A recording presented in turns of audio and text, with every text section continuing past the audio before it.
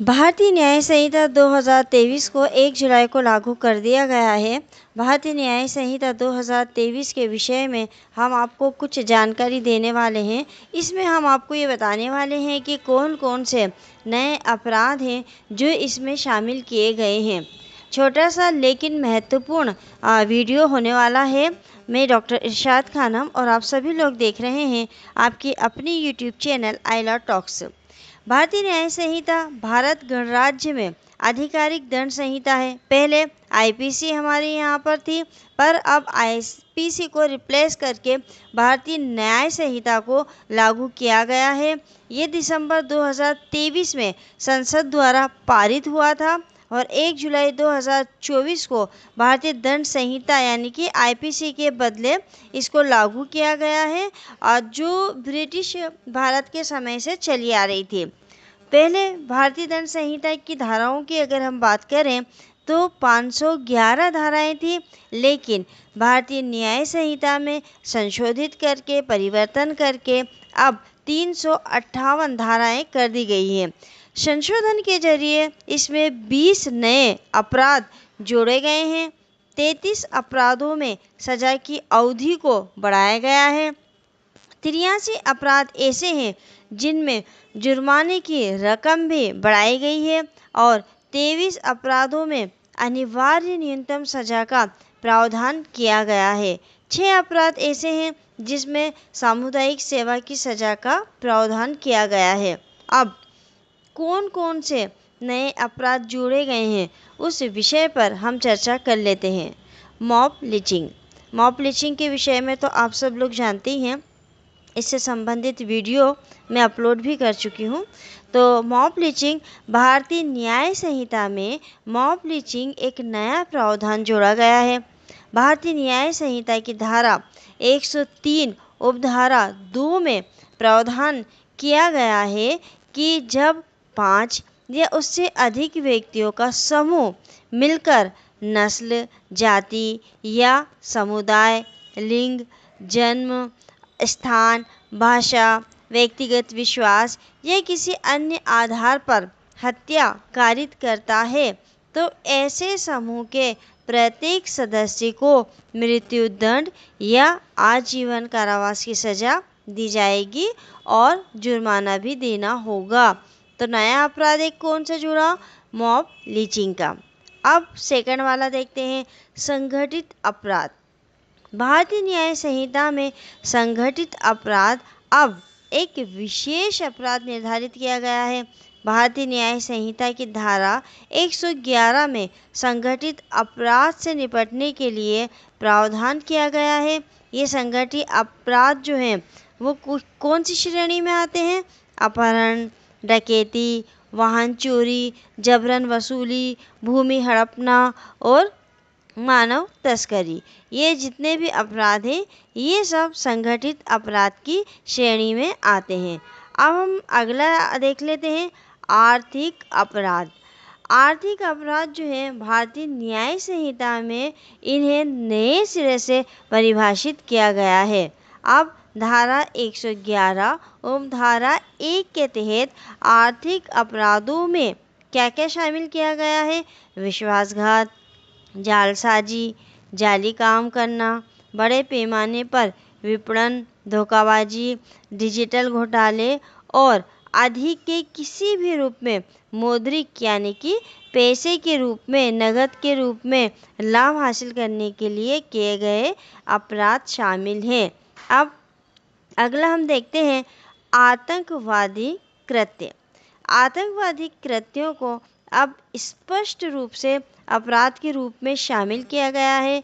इस कानून में आतंकी कृत्यों के संबंध में दंड का प्रावधान करने के लिए भारतीय न्याय संहिता में एक खंड जोड़ा गया है 113, जिसमें आतंकवादी कार्यों के लिए मृत्युदंड या बिना पैरोल के आजीवन कारावास की सजा हो सकती है।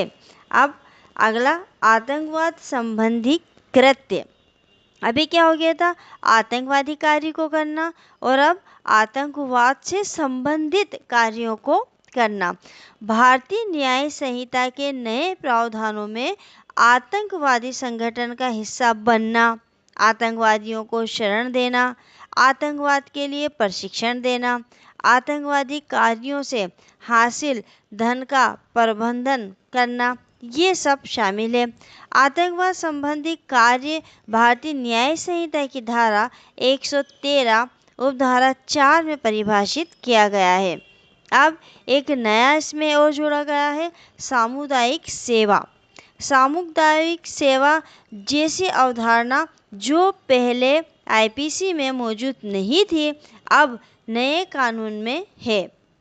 छोटी मोटी चोरी जैसे छोटे अपराधों के लिए जेल की सज़ा की बजाय सामुदायिक सेवा की सज़ा दी जा सकती है। सामुदायिक सेवा का प्रावधान भारतीय न्याय संहिता की धारा 4F में शामिल किया गया है। ये धारा सामुदायिक सेवा सहित अपराधियों के लिए सज़ा के बारे में बताती है। छोटे संगठित अपराध। भारतीय न्याय संहिता में छोटे संगठित अपराध के लिए एक नई धारा 112 जोड़ी गई है। इसके अनुसार जो कोई भी व्यक्ति किसी समूह या गिरोह का सदस्य होते हुए अकेले या सबके साथ मिलकर चोरी करता है, छीना झपटी करता है, धोखाधड़ी करेगा, टिकटों की अनाधिकृत बिक्री करता है, अनाधिकृत सट्टा या जुआ चलाता है, सार्वजनिक परीक्षा के प्रश्न पत्रों की बिक्री या कोई अन्य समान आपराधिक कृत्य करता है, यानी इनके जैसा मिलता जुलता इनके समान कोई आपराधिक कार्य करता है, उसे छोटे संगठित अपराध करने वाला कहा जाता है। जो कोई भी व्यक्ति कोई छोटा मोटा संगठित अपराध करेगा उसे कम से कम 1 वर्ष की कैद की सज़ा दी जाएगी और जो बढ़कर 7 वर्ष तक की हो सकती है और उसको जुर्माना भी देना होगा। शादी का झूठा वादा। शादी का झूठा वादा करके अगर कोई यौन संबंध बनाता है और यौन संबंध बनाने के बाद महिला को छोड़ देता है तो ऐसे मामलों में नया प्रावधान किया गया है। भारतीय न्याय संहिता 2023 की धारा 69 में विवाह का झूठा वादा करके यौन संबंध बनाने को अपराध बनाया गया है, या हम ये कह सकते हैं कि जो धारा 69 है वो विवाह का झूठा वादा करके यौन संबंध बनाने को अपराध बनाने पर केंद्रित है। और इसके लिए पनिशमेंट की अगर हम बात करें तो 10 वर्ष का कारावास और जुर्माना दोनों हो सकते हैं। देश के विरुद्ध अपराध। भारतीय न्याय संहिता ने राष्ट्रद्रोह के अपराध को पूरी तरह से निरस्त कर दिया है। हालांकि कानून में देश के खिलाफ अपराध का एक नया प्रावधान देशद्रोह है। भारतीय न्याय संहिता की धारा 152 में भारत की संप्रभुता, एकता और अखंडता के खतरे में डालने वाले कार्यों से संबंधित अगर कोई अपराध करता है तो वो 152 के अंतर्गत आएगा। और घृणित अपराध। भारतीय न्याय संहिता की धारा 103 में नस्ल, जाति या समुदाय के आधार पर हत्या को एक अलग अपराध के रूप में वर्गीकृत किया गया है। यानी अगर कोई नस्ल, जाति या समुदाय के आधार पर किसी की हत्या कर देता है तो उसको एक अलग अपराध की श्रेणी में रखा है, उसको एक घृणित अपराध माना है और धारा 103 के अंतर्गत उसका प्रावधान किया गया है। हिट एंड रन के लिए दंड। चूंकि वर्तमान समय में हम देख रहे हैं हिट एंड रन के मामले बढ़ रहे हैं, इस अधिनियम में इसके लिए भी प्रावधान किया गया है। धारा 106 उपधारा 2 के तहत एक नया प्रावधान किया गया है, हिट रन। इन मामलों में मृत्यु के लिए सजा को अधिकतम 2 वर्ष से बढ़ाकर 5 वर्ष कर दिया गया है। लेकिन यहाँ आपको ये बता दें कि अभी पूरा जो अधिनियम है वो तो लागू कर दिया गया है, लेकिन भारतीय न्याय संहिता की जो धारा 106 उपधारा 2 है उसे 1 जुलाई से लागू नहीं किया गया है। ये प्रावधान तो कर दिया गया है लॉ के अंतर्गत, लेकिन अभी इसे लागू नहीं किया है। चिकित्सा लापरवाही। इस लापरवाही से निपटने के लिए विशेष प्रावधान जोड़े गए हैं। धारा 106 उपधारा 1 में चिकित्सा प्रक्रिया करते समय चिकित्सक यानी कि डॉक्टर द्वारा की गई लापरवाही और जल्दबाजी के कारण अगर किसी की मृत्यु हो जाती है तो उस मृत्यु का प्रावधान धारा 106 उपधारा 1 के अंतर्गत दिया गया है और इस अपराध के लिए डॉक्टर को 2 साल की कैद और जुर्माने की सज़ा पनिशमेंट हो सकती है। अब महिलाओं और बच्चों की सुरक्षा का प्रावधान भी इस अधिनियम में किया गया है। भारतीय न्याय संहिता में महिलाओं और बच्चों की सुरक्षा के बारे में एक नया अध्याय जोड़ा गया है, धारा 70 उपधारा 2। इसमें 18 वर्ष से कम उम्र के महिला के बलात्कार के मामले में आजीवन कारावास और मृत्युदंड का प्रावधान किया गया है। धारा 70 उपधारा 1 के तहत गैंग रेप के मामले में 20 साल या आजीवन कारावास यानी कि जिंदा रहने तक की सज़ा का प्रावधान किया गया है। स्नैचिंग, अब नए कानून में स्नैचिंग यानी कि छिनैती को तथा नया अपराध उसको घोषित किया गया है, नए अपराध के रूप में परिभाषित किया गया है। नया कानून इसे किसी गिरोह या गिरोह के सदस्य यहाँ तक कि गिरोह से जुड़े नहीं किसी व्यक्ति द्वारा चेन या मोबाइल फ़ोन छीनने के रूप में परिभाषित करता है। यानी स्नैचिंग जो भी चीज़ आपसे छीनी जाती है तो छीनने वाला अगर किसी गिरोह का सदस्य है तब भी, और अगर किसी गिरोह से नहीं जुड़ा हुआ है तब भी, अगर वो चेन खींचता है, मोबाइल फ़ोन छीनता है तो वो धारा 304 उपधारा 1 में स्नैचिंग के अंतर्गत आएगा। और स्नैचिंग भी चोरी से अलग एक नया अपराध है और इसको नए अपराध के रूप में परिभाषित भारतीय न्याय संहिता में किया गया है। भारतीय न्याय संहिता की धारा 304(2) में यह प्रावधान किया गया है कि जो कोई भी छीना झपटी करेगा उसे 3 वर्ष तक के कारावास की सज़ा दी जाएगी और जुर्माना भी देना होगा। तो जो स्नैचिंग के मामले हैं उसको चोरी से अलग हटा के एक नए अपराध के रूप में परिभाषित कर दिया गया है। डेटा चोरी के अपराध भारतीय न्याय संहिता में चोरी में डिजिटल वस्तुएं भी शामिल की गई हैं। धारा 337 के तहत चोरी की परिभाषा में अब डेटा चोरी और पहचान की चोरी भी शामिल है। विदेश में बैठकर उकसाना अपराध है। भारत के बाहर किसी व्यक्ति द्वारा उकसाने को धारा 48 के तहत अपराध बनाया गया है ताकि विदेश में स्थित व्यक्ति पर मुकदमा चलाया जा सके। धारा 48 से कहती है कि यदि कोई व्यक्ति किसी अपराध को बढ़ावा देता है तो भारत के बाहर और उससे परे भारत के किसी ऐसे कार्य को करने के लिए उकसाता है जो भारत में किए जाने पर अपराध माना जाएगा। अब बच्चों से अपराध करवाना भी इस अधिनियम में, इस लॉ में, इस कानून में जुर्म माना गया है। किसी बच्चे को अपराध करने के लिए काम पर रखना, नियोजित करना अब जो है भारतीय न्याय संहिता के अंतर्गत एक अपराध है और इस अपराध को धारा 95 में जोड़ा गया है। आत्महत्या का प्रयास करना अपराध है। कानूनी शक्ति के प्रयोग को बाधित करने या रोकने के लिए आत्महत्या का प्रयास करना अपराध है।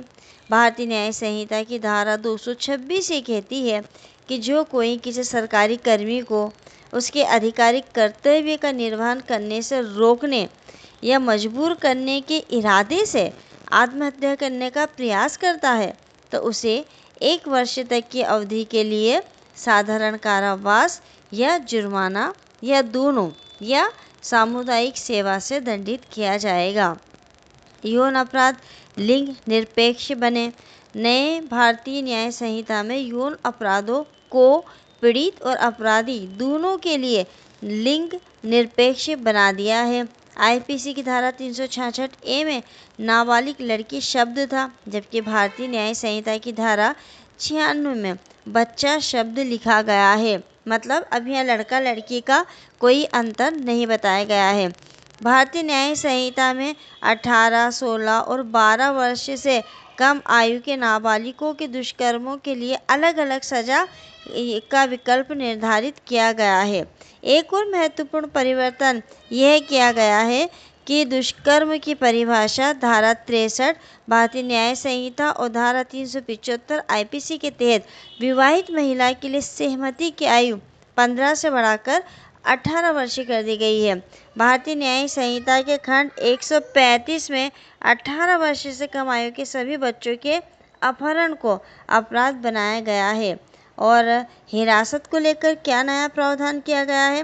भारतीय नागरिक सुरक्षा संहिता के अनुसार पुलिस अधिकारी ऐसे व्यक्ति को हिरासत में ले सकता है जो संज्ञेय अपराध को रोकने के लिए दिए गए कानूनी निर्देशों का विरोध करता है या उनकी अवहेलना करता है। भारतीय न्याय संहिता से पुलिस की निवारक कार्रवाई में धारा 172 के रूप में एक नया प्रावधान जोड़ा गया है। नए प्रावधान के तहत पुलिस अधिकारी ऐसे व्यक्ति को हिरासत में लेकर मजिस्ट्रेट के सामने पेश कर सकते हैं या मामूली मामलों में उसे 24 घंटे के भीतर रिहा कर सकते हैं। तो ये कुछ ऐसे महत्वपूर्ण परिवर्तन हैं जो कि नई भारतीय न्याय संहिता 2023 के अंतर्गत शामिल किए गए हैं। ऐसे अपराध हैं जिनको कि इसमें जोड़ा गया है।